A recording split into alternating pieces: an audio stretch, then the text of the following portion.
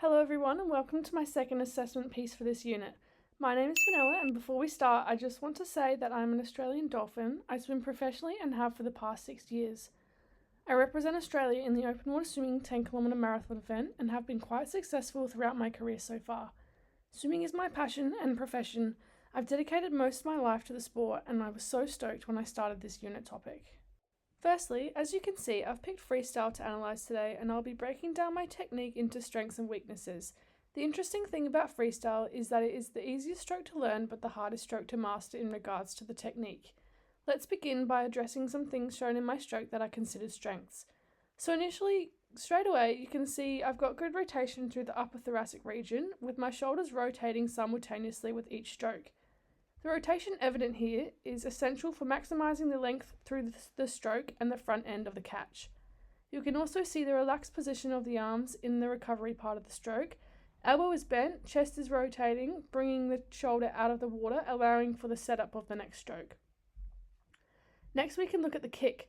I have a nice constant kick going on here, and what this does is it enables me to be balanced and stable within my stroke whilst also having an engaged core. The kick pattern will vary depending on my stroke rate, but for this example I have a nice steady beat kick to support my aerobic pace. Moving on to another strength evident here is the thumb to thigh extension. By focusing on brushing the thumb past the thigh, you are guaranteed to reach maximum length, power and efficiency from each stroke.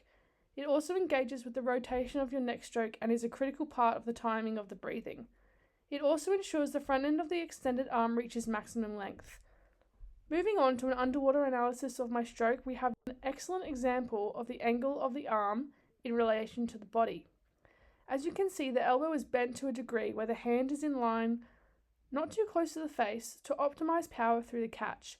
The lats are engaged, which promotes strength through the strongest muscle group used for freestyle, which catches the water and moves the body past the hand. The stroke shows evidence of holding good core strength as the technique is clean and efficient. This ensures an effortless aesthetic that every swimmer strives for to hold for many kilometers at a time. As being energy efficient all stems from the technique. Finally, we can take a look at the hip and shoulder alignment and notice that with each rotation they stay in line with each other due to the core engagement, strong catch and using the kick for balance in the water. With each rotation, the hips are stable, they aren't dropping and they maintain balance throughout each element of the stroke. Furthermore, we will now discuss the inefficiencies present in my freestyle technique. Now, to the untrained eye, it wouldn't be very noticeable, but in some instances, mostly under extreme fatigue, you can see that the timing of my breathing on the left side is delayed. You can see here in this video that when my left arm is in the recovery position and my right arm is extended out ready to catch, my head doesn't turn back to neutral position until my catching arm is already directly in front of my face. Now what this means is that I have lost almost half the power in my catch and I'm simply losing water through this stroke. For me, this late breathing response is due to fatigue from previous heavy training sessions or tightness in the thoracic region. Also, it can be observed that I could most definitely have a higher elbow recovery position on both sides to promote further rotation for the next strokes. Another big one here is the head position. I could certainly work on lengthening my neck so my head flattens out. This would ensure I'm not looking up as much and I really gain that neutral, flat position that connects to the rest of my body. It would stop my hips from slightly dropping and create that connectedness throughout my entire body. Bringing the chin ever so slightly closer to the chest is all it would take.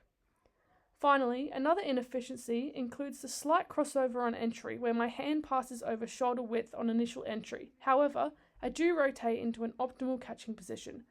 As you can see in this clip, my hand deviates from the center line but lengthens out when pressure is applied.